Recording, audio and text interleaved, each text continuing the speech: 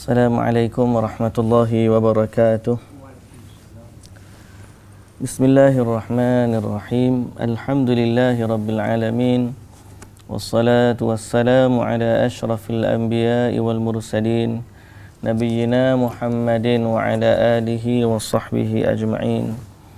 Rabbi shrah li sadri wa yassir li amri wa hlul 'uqdatan min lisani yafqahu qawli, amma ba'du. Alhamdulillah, puji dan syukur bagi Allah Subhanahu wa taala. Selawat serta salam atas Nabi junjungan kita Nabi Muhammad sallallahu alaihi wasallam, juga atas ahli keluarga baginda, para sahabatnya dan para pengikutnya sehinggalah ke hari kiamat.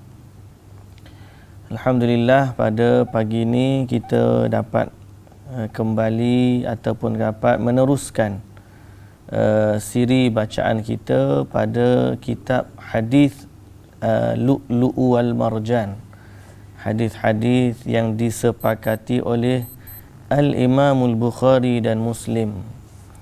Jadi hari ini hari Sabtu kita baca hadis. Hari Isnin sampai Jumaat kita baca tafsir. Hari Ahad kita cuti. Baik.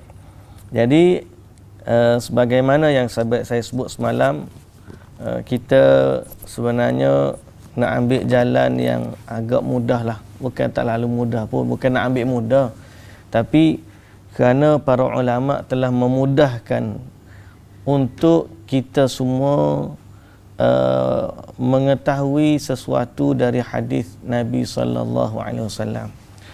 Nabi telah pergi meninggalkan kita, tapi khazanah ilmu, iaitulah petunjuk dari Nabi sallallahu alaihi wasallam masih kekal. Maka para ulama kumpul, saring, tapis, sehinggalah mereka membezakan antara hadis yang sahih dengan hadis yang dhaif, hadis yang palsu dengan hadis yang benar. Dan mereka telah mengklasifikasikan sebagai hadis-hadis yang boleh diamalkan dan hadis-hadis yang tidak boleh diamalkan kerana lemahnya status hadis tersebut. Dan kita dah nyatakan di awal mukaddimah kita dulu, cerita bab hadis ni yang sahih, yang dhaif, yang hasan, bukan saja-saja para ulama ni nak klasifikasikan dia, tidak lain dan tidak bukan kerana nak memurnikan pembohongan dari Nabi sallallahu alaihi wasallam. Yakni ada orang yang berdusta ke atas Nabi sallallahu alaihi wasallam. Kita macam kita kata lah ni lah, zaman kita lah ni zaman serba ada. Dalam Facebook, dalam WhatsApp, dalam media sosial,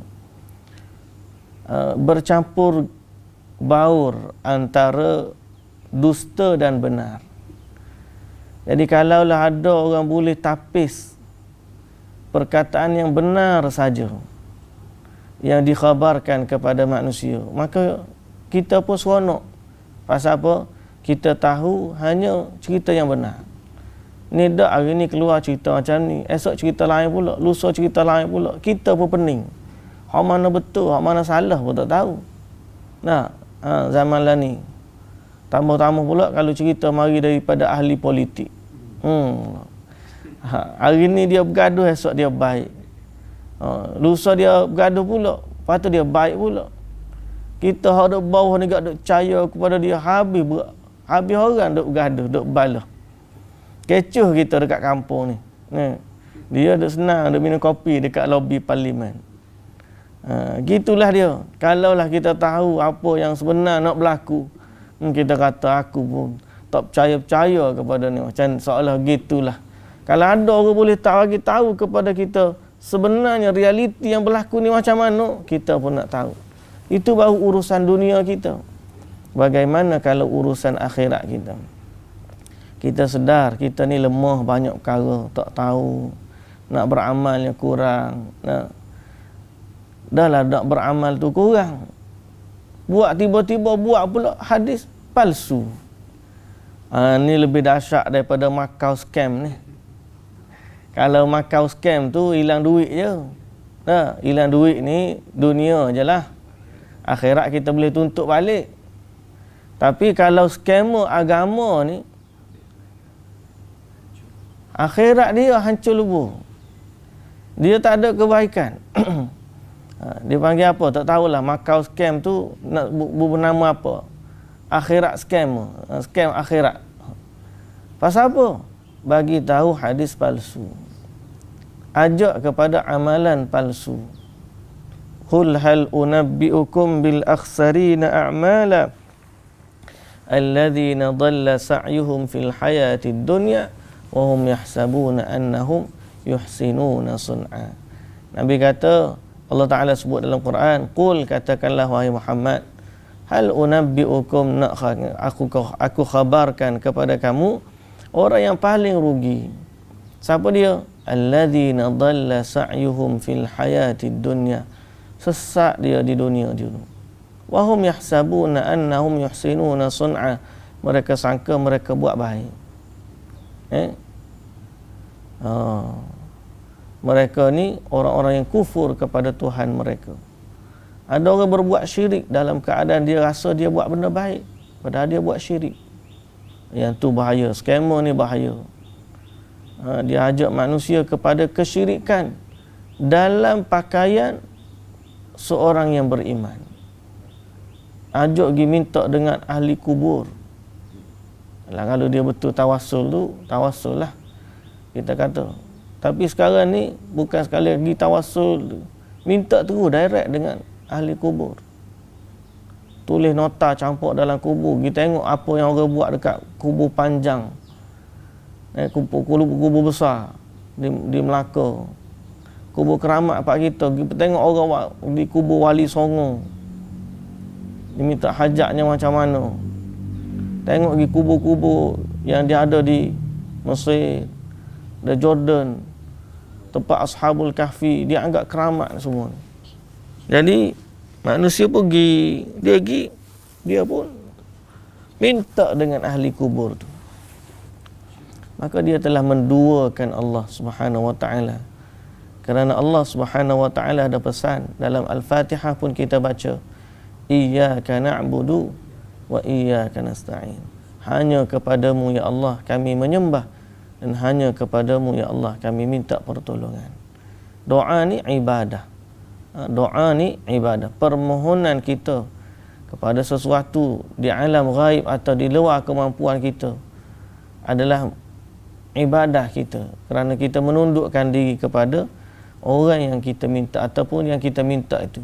Bagi kita seorang yang beriman, Allah lah tempat kita bermohon, Allah lah tempat kita berdoa. Nak fakir, nak lari daripada kefakiran, ada doa yang Nabi ajar. Nak sihat, ada doa yang Nabi ajar. Banyak perkara Nabi SAW ajar. Jadi para ulama ni bantu kita nak tahu, nak lari daripada skema akhirat ni dengan memilih hadis-hadis yang sahih untuk kita amalkan. Ada lagi tak lain daripada kitab ni hadis yang sahih? Ada banyak lagi. Jadi bukan kita ni kata selain daripada ni tak sahih, dah. Ada lagi, cuma yang luar daripada ni kita kena selidik lah. Cari dulu mana rawi dia, siapa yang kata sahih, siapa yang kata dhaif. Banyak perkara nak kena tapis. Jadi kadang-kadang kita pun ada yang ternakal benda-benda yang kita rasa sahih, di sisi ulama lain dhaif, boleh jadi gitu. Jadi jalan yang paling mudah selamat, kita bermula dengan hadis-hadis yang telah disahihkan oleh Al-Imamul Bukhari dan Muslim. Baik, pada pagi ini kita akan sambung pada hadis yang ke-364. Hadis 364. Bab at-taghlidhu fi tafwiti salatil asar. Bab beratnya dosa bagi orang yang meninggalkan salat asar. Dalam terjemahan kita, ancaman bagi yang melalaikan salat asar.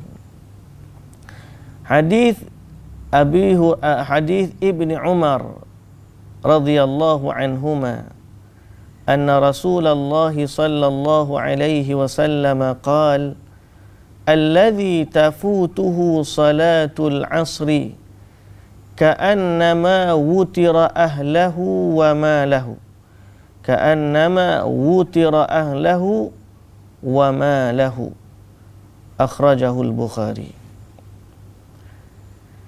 Ibnu Umar radhiyallahu anhuma berkata, orang yang meninggalkan salat asar seperti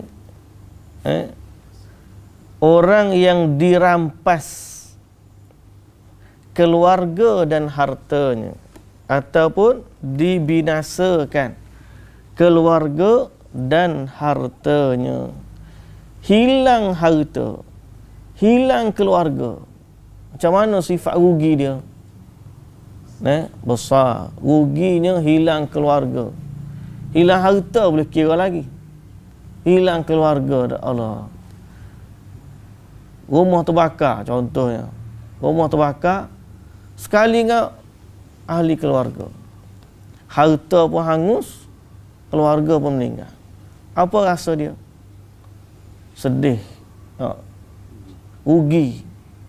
Nabi SAW kata, siapa yang meninggalkan salat asar, gitulah dia. Seperti orang yang hilang harta dan keluarga.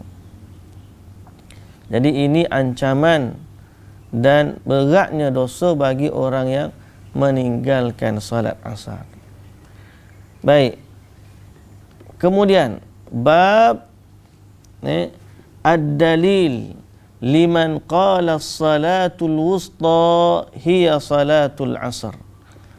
Bab dalil orang yang mengatakan salat asar itu adalah salat wusta, salat pertengahan. Sebab Allah Ta'ala kata hafizu ala salawati was salatil wusta. Jagalah salat dan salat wusta. Salat wusta ni salat apa? Maka dia adalah salat asar. Mana dalil bagi orang yang mengatakan al-wusta adalah salat asar? Ini dalil dia.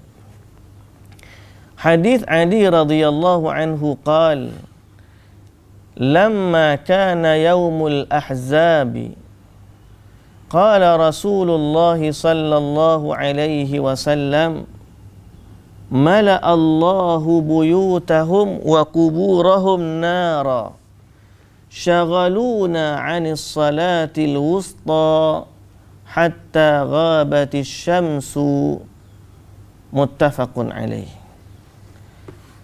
Hadis Ali radhiyallahu anhu berkata, ketika berlakunya perang Ahzab, Nabi sallallahu atau Rasulullah sallallahu alaihi wasallam bersabda, semoga Allah memenuhkan rumah dan kubur mereka dengan api neraka, dengan api. Mala Allahu buyutahum wa kuburahum nara. Allah penuhkan rumah mereka dan kubur mereka dengan api. Ni doa marah lah. Nabi marah kepada orang-orang kafir. Sebab apa? Syaghaluna an salatil wusta, anis salatil wusta. Mereka telah menghalang kami untuk melaksanakan salat asar, salat wusta, hatta ghabatis syams, sehinggalah sehingga terbenamnya matahari. Jadi bila Nabi sebut salat wusta sampai terbenam matahari, kita tahulah yang maksud wusta di situ adalah salat asar. Nabi sibuk perang, tak boleh nak berhenti. Mana boleh kata stop, kita berhenti dulu rehat sekejap, saya nak sembahyang asar, lepas tu kita sambung balik. Orang kafir tak ada lah macam tu. Nah, kungkang, perang sampai maghrib tak sempat nak solat asar. Okey. Jadi ini dalil menunjukkan solat wusta itu adalah solat asar. Okey. Begitu juga dalam hadis yang ke-366. Hadis Jabir bin Abdullah radhiyallahu anhu. Anna Umar bin al-Khattab radhiyallahu anhuma jaa yawm al-Khandaq ba'dama gharabat asy-syamsu faja'ala yasubbu kuffara Quraisy. Qala ya Rasulullah ma kittu usalli al-'asra hatta kadat asy-syamsu taghrub. Qala an-nabiy sallallahu alaihi wasallam wallahi ma sallaituha. Faqumna ila Buthan fatawadda'a lis-salah wa tawadda'na laha. Fasalla al-'asra ba'dama gharabat asy-syamsu thumma salla ba'daha al-maghrib. Muttafaqun alaih. Hadis Jabir bin Abdullah radhiyallahu anhu, dia berkata, Umar radhiyallahu anhu tiba pada perang Khandaq. Tiba ataupun dia datang kepada Nabi pada hari perang Khandaq. Perang Khandaq ni mana? Perang Ahzab. Perang Ahzab. Samalah tadi sebut rawat dengan perang Ahzab. Perang Khandaq. Bila Nabi sallallahu alaihi wasallam kata, jangan solat asar sehinggalah pergi ke Bani Quraidah. Lepas berlaku pengkhianatan pada hari itu, maka dulu mula-mula mereka bertahan. Perang Khandaq ni mula-mula bertahan, kemudian berlaku pengkhianatan daripada dalam. Berlaku pengkhianatan daripada dalam. Mereka orang-orang Yahudi yang selama ni dah berpakat dengan Nabi, mungkir janji. Nabi pun lepas daripada orang-orang tentera bersekutu tu dihancurkan sehingga diserang ribut sehingga mereka balik. Lepas tu Nabi SAW kata, jangan berhenti, jangan solat asar melainkan sana. Maknanya Nabi nak suruh selepas ni pergi terus. Ada sahabat kata solat dulu kemudian baru pergi. Ada sahabat kata pergi dulu baru solat kat sana. Dan Nabi SAW tak marahlah kepada mana-mana. Cuma Nabi sendirinya sampai sana tak sempat nak solat. Berlaku perang, gugang. Akhirnya sampailah cerita ni, Umar kata, aku tadi dia marah kepada kafir Quraisy. Dia kata apa? Tak sempat nak solat asar. Sehinggalah sebelum terbenamnya matahari. Jadi dia subbu kuffara Quraisy. Dia mencela kafir Quraisy. Ini cela kafir Quraisy pula. Boleh jadi ni pun berlaku pada waktu perang itulah. Qala ya Rasulullah, dia kata ya Rasulullah, ma kittu usalli al-asra hatta kadatis syams. Aku hampir-hampir tak sempat solat asar sebelum terbenamnya matahari. Nabi SAW kata, demi Allah, aku pun belum solat lagi. Maka kami bersama ke satu lembah. Pergi ke satu lembah, di sana kami berwudu, lalu solat asar setelah terbenamnya matahari. Mana dalam gelap tu solat asar. Sesudah solat asar langsung solat maghrib. Setelah itu solat maghrib. Muttafaqun alaih. Imam Bukhari meriwayatkan hadis ni dalam bab melaksanakan solat berjamaah dengan kaum muslimin walaupun waktunya sudah habis. Jadi qada solat pun ataupun dia tak panggil qada di sini, kita panggil qada lah. Solat di luar waktu tapi kerana keuzuran syar'i maka qada dia pun boleh solat bersama-sama dengan berjamaah. Satu. Yang kedua, dalam hadis ni juga kita dapati bahawa Nabi SAW mendahulukan solat asar yang qada daripada solat maghrib. Okay. Sebab itu jumhur ulama mengatakan tartib ni wajib hatta dalam solat qada. Hatta dalam solat qada. Sebab itu dalam bab jumhur ulama kata tartib solat ni berlaku walaupun dalam solat jamak takhir. Jamak takhir mana kalau kita solat zuhur dan asar dalam waktu asar. Solat asar dulu ke solat zuhur dulu? Jadi solat zuhur dulu baru solat asar. Menjaga tertib dalam solat. Pasal apa Nabi dalam hadis ni qada asar dulu kemudian maghrib. Solat asar dulu kemudian solat maghrib. Padahal maghrib, orang tu kenapa Nabi tak jamak? Mana boleh jamak asar dengan maghrib? Nah, zuhur dengan asar bolehlah jamak. Tapi masa tu tak jamak sehingga terlepas solat asar dalam waktu maghrib. Solatlah asar dulu, kemudian baru solat maghrib. Jadi kena jaga tertib. Jumhur ulama kata wajib menjaga tertib. Dalam mazhab Syafi'i boleh untuk diakhirkan qada solat ni tak ikut tertib berdasarkan dalil mereka qada waktu qada puasa. Qada puasa ni boleh kan bila-bila kita nak tangguhkan. Hatta nak puasa sunat 6 dulu baru nak qada puasa Ramadan boleh kan. Siapa yang nak puasa 6 dia puasa 6 dulu kemudian baru dia puasa qada. Boleh, tak ada masalah. Jadi Imam Syafi'i dalam mazhab Syafi'i ni tertib dalam bab tu dibenarkan. Tapi tetap saja dalam bab solat.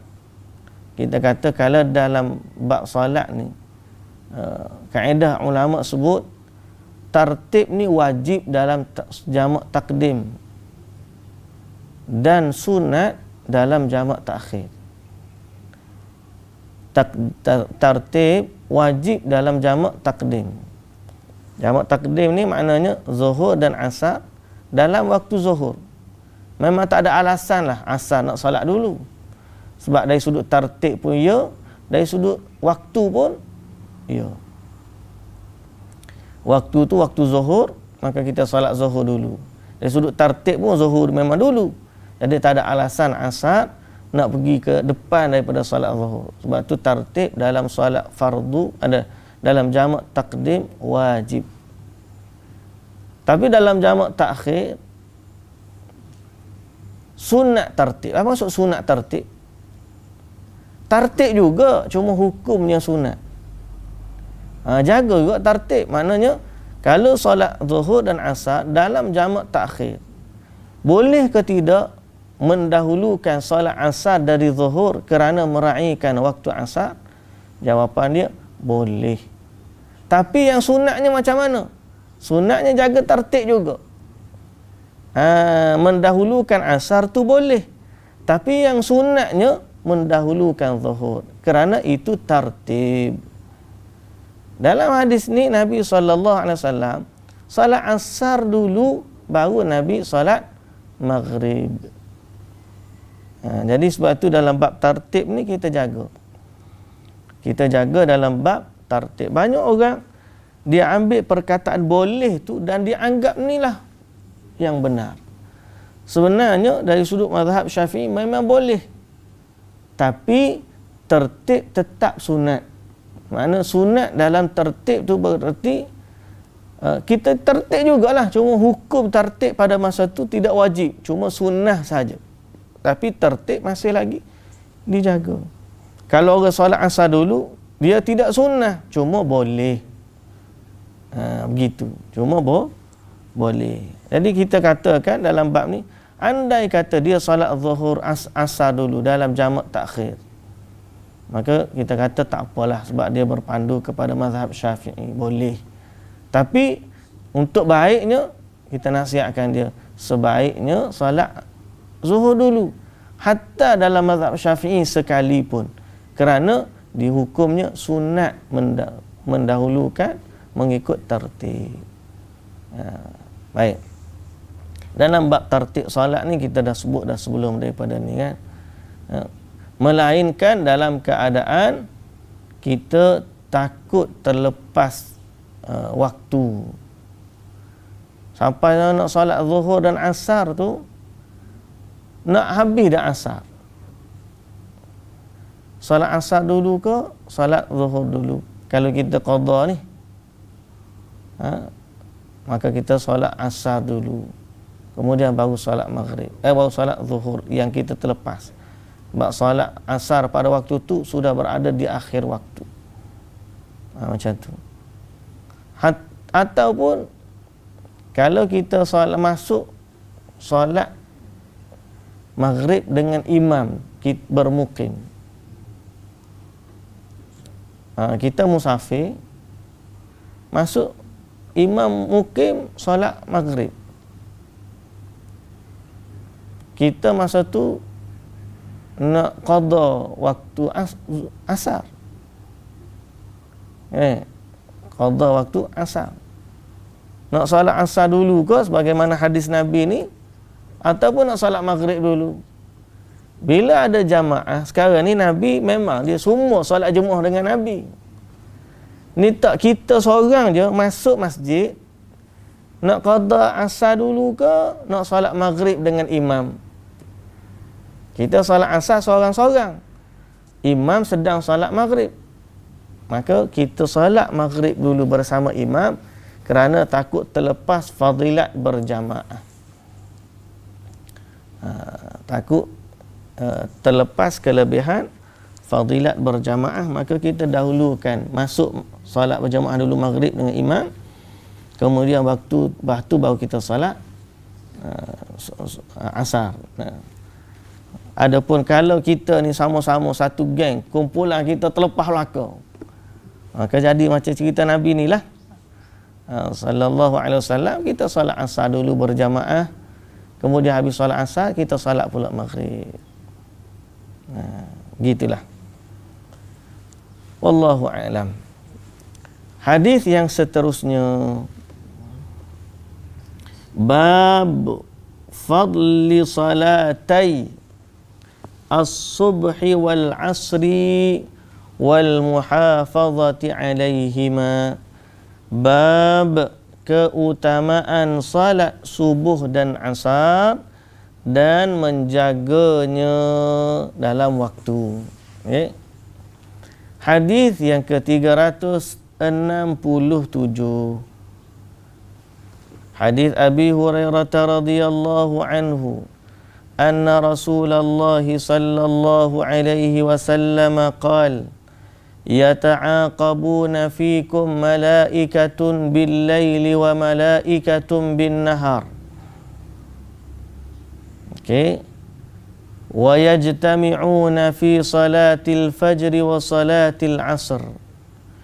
Thumma ya'ruju alladhina batu fikum fayas'aluhum rabbuhum wa huwa a'lamu bihim kaifa taraktum ibadi fayaquluna taraknahum wa hum yusalluna wa atainahum wa hum yusallun.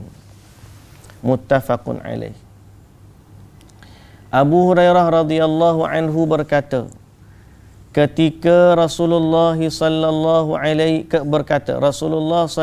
alaihi wasallam bersabda, malaikat para malaikat silih berganti mengawasi kalian ketika malam dan ketika siang.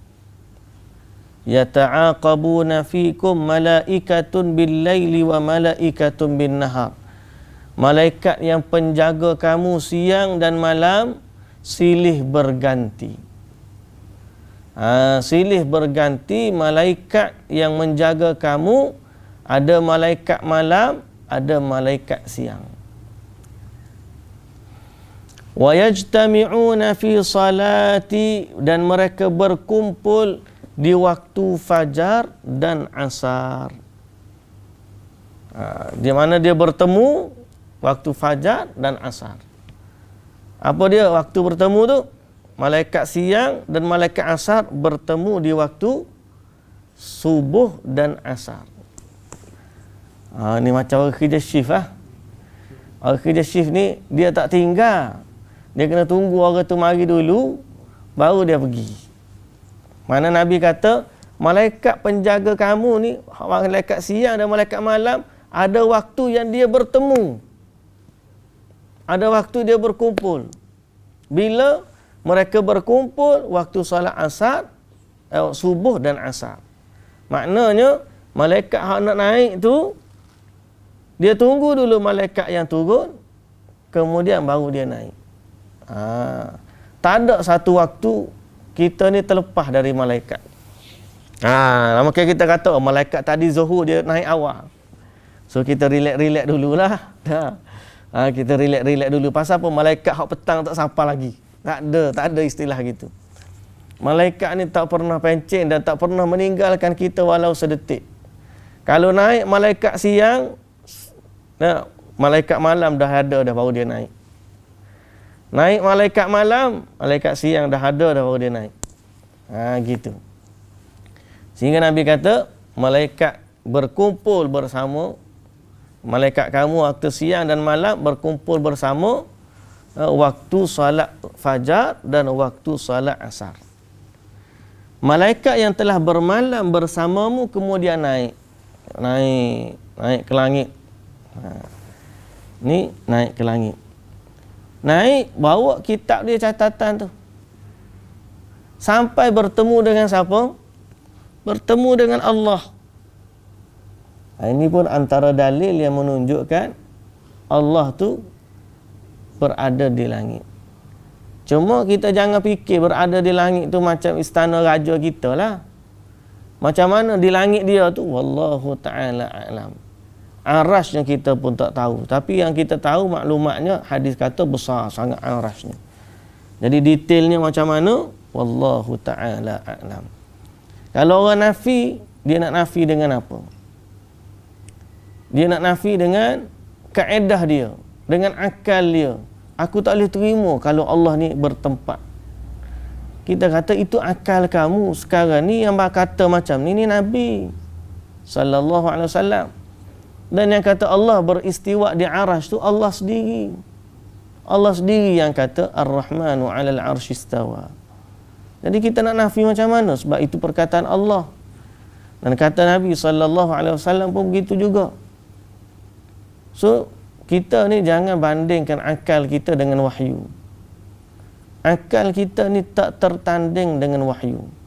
Kalaulah sekiranya akal kita tak sampai nak memikirkan bagaimana keberadaan Allah di atas langit, cukup sekadar kita kata aku beriman kepada Allah, adapun detailnya aku serah kepada Allah. Jangan pula kita kata, sebenarnya tak betul kita kata macam tu. Nanti akal kita mendahului wahyu. Jangan biar akal kita mendahului wahyu. Biar wahyu yang memandu akal. Biar wahyu memandu akal. Baik. Jadi berbalik kepada soal malaikat naik bertemu dengan Allah ni, kita kata cara dia naik wallahu ta'ala a'lam. Dia menghadap Allah macam mana? Kita jangan bayang, tak boleh nak terbayang. Kita boleh faham saja. Faham dari sudut perkataan, malaikat naik ke langit bertemu dengan Allah Subhanahu wa ta'ala. Bawa catatan amalan kita. Bahasa kita fahamlah. Cuma realitinya tak tahu macam mana dia berlaku. Ni sebab kita dalam bab ni ada kefahaman pada perkataan, tapi realiti kita tak. Kita tahu malaikat Nabi Yusuf cantik, kan? Tapi kita tak boleh nak bayang kecantikan dia. Mau kita tahu dia cantik, siapa orang perempuan tengok potong jari tak berasa. Kita ni bukan setakat potong jari, nak tak pandang pun. Kita lalu tak pandang pun. Nabi Yusuf ni, Allah, cantik macam mana. Jadi kita tahu dari sudut perkataannya, cuma kita tak tahu dari sudut hakikatnya. Realiti macam mana tak tahu. Cantiknya Nabi Yusuf alaihi salam. Malaikat ni lagilah sifat dia besar, agung. Allah maha agung, maha besar, lagi tak boleh nak bayangkan. Cuma perkataan tu difahami. Malaikat naik ke langit, kemudian Allah Subhanahu wa taala tanya dia. Jadi perkataan tu kita faham. Kata Allah kepada mereka, dalam keadaan Allah lebih mengetahui bagaimana hamba-Ku ketika kamu tinggalkan. Malaikat menjawab, kami meninggalkan mereka ketika sedang salat, dan kami datang juga kepada mereka ketika mereka sedang salat. Mereka sedang salat. Jadi malaikat ni dia repot. Aku naik tadi tinggal dia sedang salat. Aku datang semalam pun dia sedang salat. Jadi ni kelebihan salat subuh dan salat asar. Kenapa? Kerana dia adalah salat yang dipersaksikan oleh malaikat. Inna Qur'anal fajri kana mashhuda. Sesungguhnya bacaan dalam salat subuh itu salat subuh lah, dipersaksikan oleh malaikat. Malaikat persaksikan kita salat subuh. Dia saksi siapa? Dia saksi depan Allah. Allah, tadi aku naik tadi, dia sedang salat. Salat subuh, dia sedang salat. Aku naik subuh dengan salat. Baik, hadis yang seterusnya, hadis yang ke-368. Hadis Jarir bin Abdullah radhiyallahu anhu qala, kunna 'inda an-nabiy sallallahu alaihi wasallam فنظر إلى القمر ليلة يعني البدر ليلة يعني البدر فقال إنكم سترون ربكم كما ترون هذا القمر لا تضامون في رؤيته فإن استطعتم أن ألا تغلبوا على صلاة قبل طلوع الشمس وقبل غروبها فافعلوا ثم قرأ وسبح بحمد ربك قبل طلوع الشمس وقبل الغروب متفق عليه.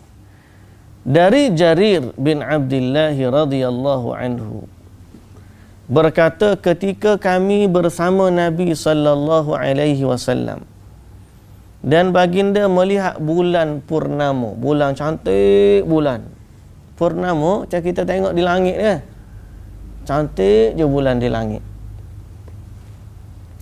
Bila Nabi sallallahu alaihi wasallam tengok, Nabi kata, innakum satarawna rabbakum, sesungguhnya kamu semua akan melihat Tuhan kamu sebagaimana kamu melihat bulan ini. Okay.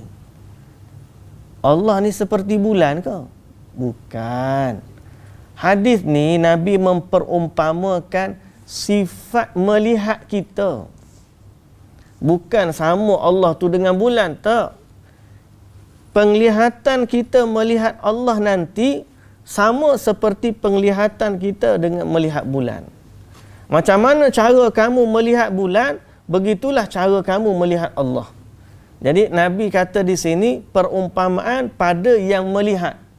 bukan perumpamaan pada yang dilihat. Allah ni tak sama dengan bulan. Laisa kamitslihi syai'un wa huwa as-sami'ul basir. Allah tak sama dengan mana-mana makhluk. Cuma Nabi SAW bagi perumpamaan pada sifat kita yang melihat. Nabi kata, kamu akan melihat Allah seperti mana kamu melihat bulan. Macam mana kamu tengok bulan? Di atas. La tudammuna fi ru'yatih. Tidak silau ketika melihatnya. Diterjemah sini, tidak silau. Di sini maksud yang lebih tepat, tidak saling berdesakan. Tidak tudam. Dhamma yadummu ni kumpul. Dhamma yadummu kumpul. In dhamma bergabung. Itu maksud. In dhamma bergabung. Tadamma ni maknanya berdesak-desak. Nabi kata la tadammuna fi ru'yat, la tudammuna, tidak berdesak-desak dalam melihatnya. Mana bila dalam syurga ni, bila kita ahli sunnah wal jamaah beriman, kita boleh tengok Allah ni dalam syurga je. Dalam syurga. Luar daripada syurga, mustahil melihat Allah. Nabi Musa dah minta, tak dapat. Nabi Muhammad sallallahu alaihi wasallam dah dibawa menghadap pun tak nampak. Jadi kalau Nabi Musa tak nampak, Nabi Muhammad tak nampak sallallahu alaihi wasallam, maka yang lain daripada tu memang mustahil lah nak nampak. Kalau ada ahli suluk mana tiba-tiba dia kata lepas dia bersuluk dia nampak Tuhan, maka tu bohong. Kalau tiba-tiba ahli hakikat dia kata dia dah tak perlu solat dah sebab dia dah sampai darjah hakikat. Macam mana dia sampai darjah hakikat? Dia boleh melihat Tuhan. Maka kita kata itu pembohongan yang besar, kerana ahli sunnah wal jamaah beriktikad, yakin bahawa selama di dunia ni Allah Azza wa Jalla mustahil untuk dilihat. Cuma bila waktu boleh melihat Allah? Di dalam syurga. Hanya ahli syurga yang boleh melihat Allah. Jadi Nabi SAW bagi tahu, waktu kamu boleh melihat Allah nanti di syurga, kamu akan melihat Allah seperti mana kamu melihat bulan purnama. Macam mana? Kamu tengok dengan mata kasar kamu, dan kamu tengok juga dengan pandangan kamu ke atas. Dan kamu juga tidak berdesak-desak, tidak bertolak-tolak, susah-susah tak. Kamu tengok sebagaimana kamu tengok bulan. Hari ni setiap orang, semua orang boleh tengok bulan belaka. Jadi dalam syurga nanti bila Allah Ta'ala memberikan nikmat melihat kepada Allah, semua ahli syurga boleh tengok Allah tanpa perlu berdesak-desak. Itu sifat dia. Okey. Kemudian Nabi SAW kata, sesiapa yang mampu,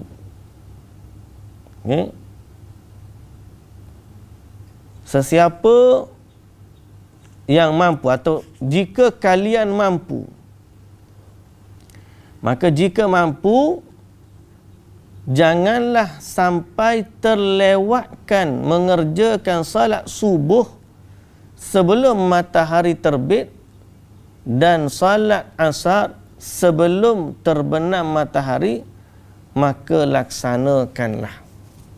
Jadi kalau mula-mula Nabi SAW sebut nikmat melihat kepada Allah. Kemudian cara melihat kepada Allah. Kemudian Nabi kata kalau kamu mampu untuk tidak lewatkan salat subuh dan asar, maka laksanakanlah. Jadi hadis ni merujuk kepada kelebihan salat subuh dan salat asar. Dan dia ada kaitan bahawa dua sifat salat ni memasukkan manusia ke dalam syurga. Sebab itu dalam hadis yang lain yang seterusnya, sebelum daripada tu, Hadis tu sambungan lagi. Hadis tu sambungan lagi. Kemudian Nabi pun membacakan Al-Quran, membacakan ayat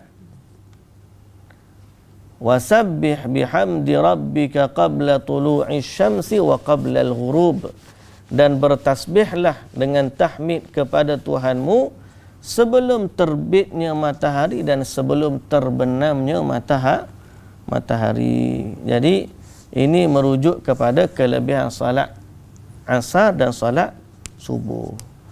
Dua solat ni lah hak payah nak jaganya. Dua solat ni nak jaga di awal waktu. Sebab waktu dia pendek. Waktu dia sangat pendek.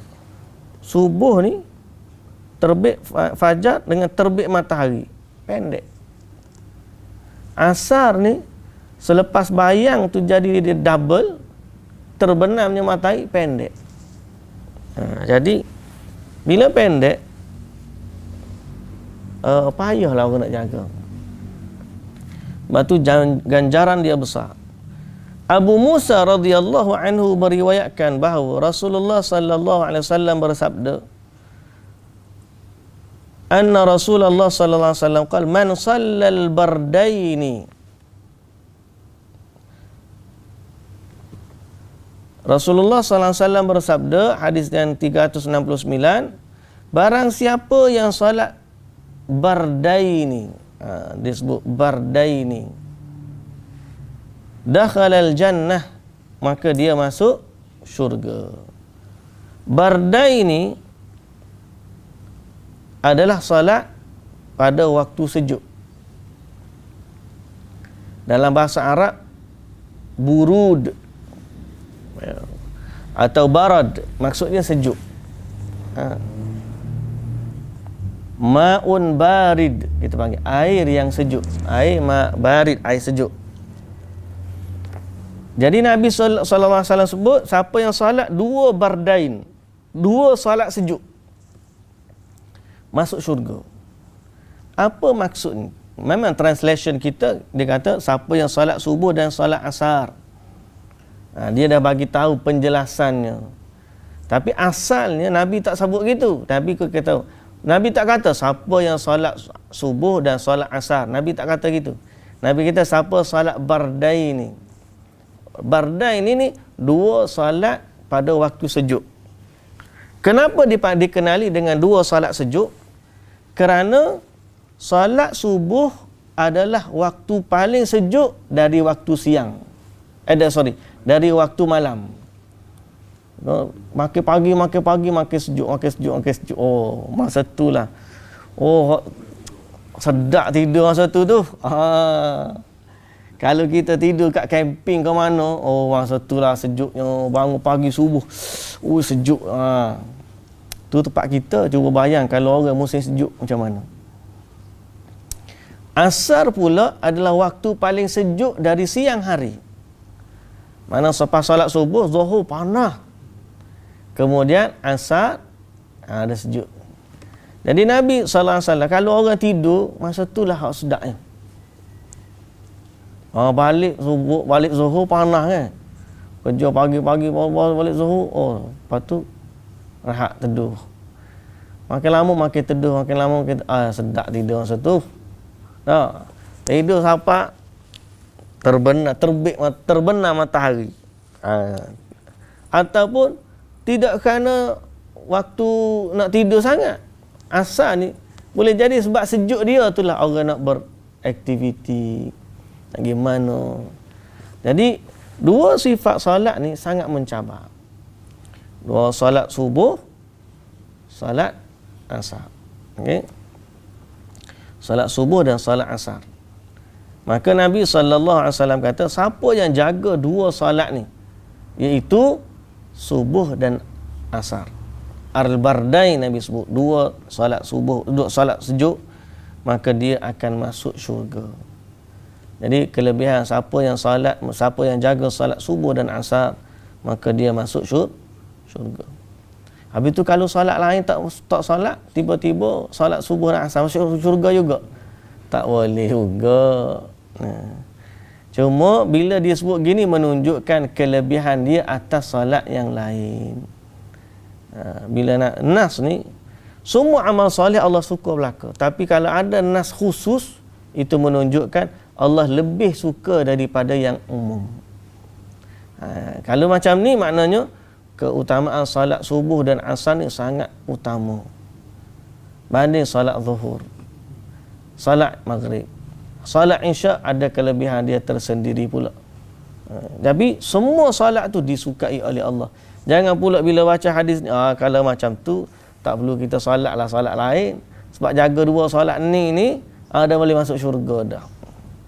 Itu salah faham, memahami hadis dengan kaedah yang salah.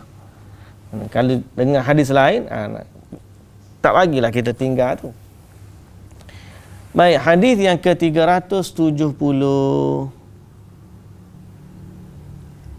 Dan di sini menunjukkan menjaga waktu.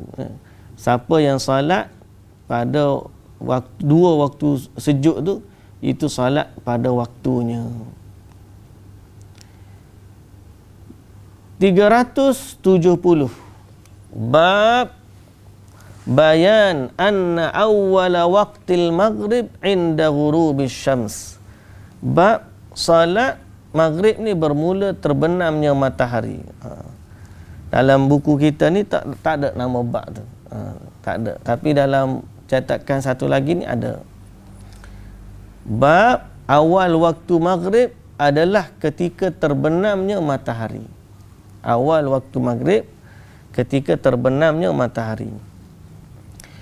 Hadis yang ke-370, hadis Salamah radhiyallahu anhu, qala kunna nusalli ma'an nabi sallallahu alaihi wasallam al-maghriba idza tawarat bil hijab.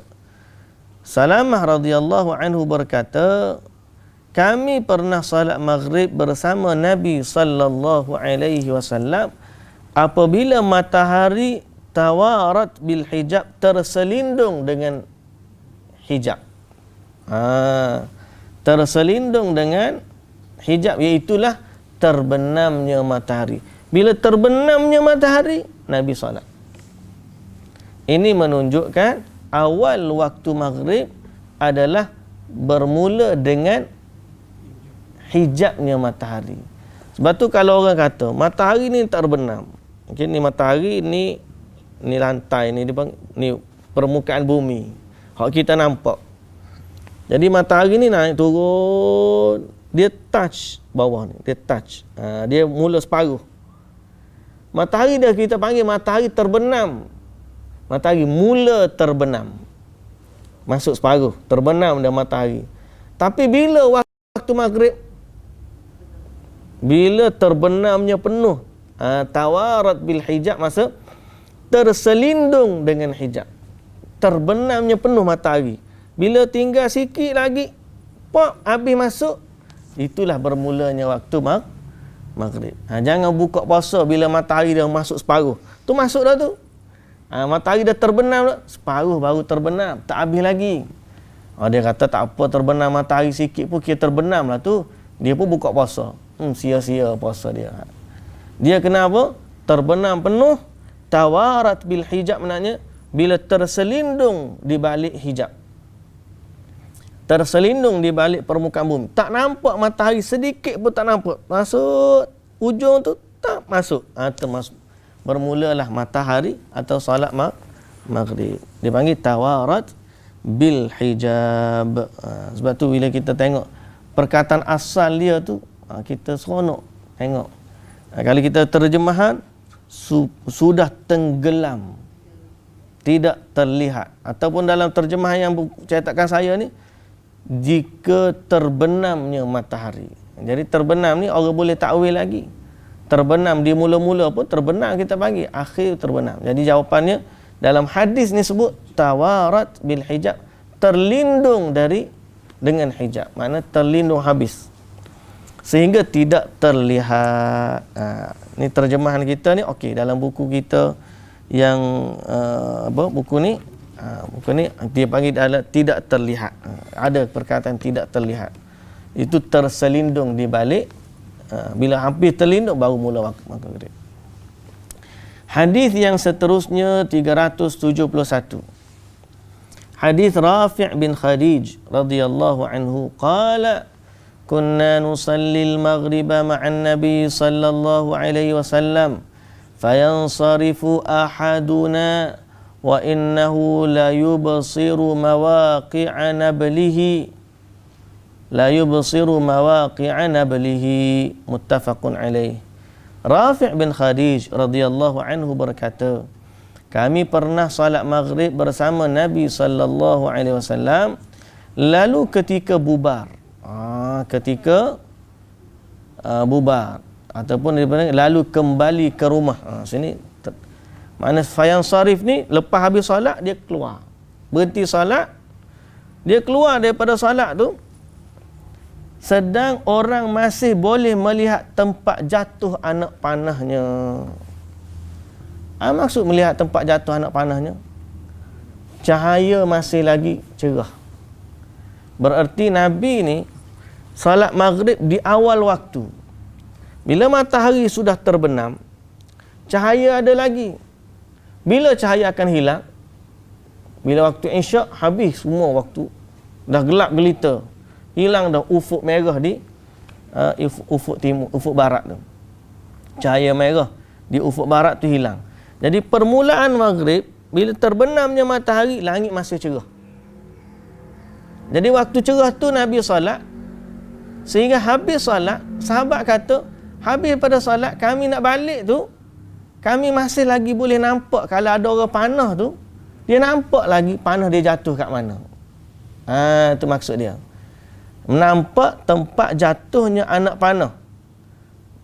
Ataupun mawaqi'u nablihi, tempat jatuh anak panahnya. Tu sasaran panahnya. Dia panah tu, dia masih boleh nampak anak panah dia jatuh kat mana. Menunjukkan langit masih lagi cerah. Ini menunjukkan salat maghrib berlaku di awal waktu. Sebab tu maghrib ni Nabi SAW memang salat awal. Awal sungguh Nabi salat. Jadi kalau kita buka puasa pun jangan lama-lama. Buka puasa tu sekadar cukup menghilangkan kekenyangan kita, kemudian kita salatlah maghrib. Okay? Nak makan banyak tu, makan lepas isyak pula lah. Ataupun nak balik lepas maghrib tu, orang kita ni makan sampai dekat isyak, waktu nak salat maghrib. Jadi buka puasa ni, buka puasa nak makan. Memang kita pun nak makan, cuma jagalah waktu salat. Baik, jadi hadis yang ke-371 menunjukkan salat di awal waktu maghrib. Bab yang seterusnya, bab waktu isyak wa ta'khiruha, waktu isyak dan mengakhirkannya. Yang tu oleh kerana dalam bab ni hadisnya banyak, masa kita dah tak ada, jadi kita pun berhenti setakat tu dulu. Alhamdulillah.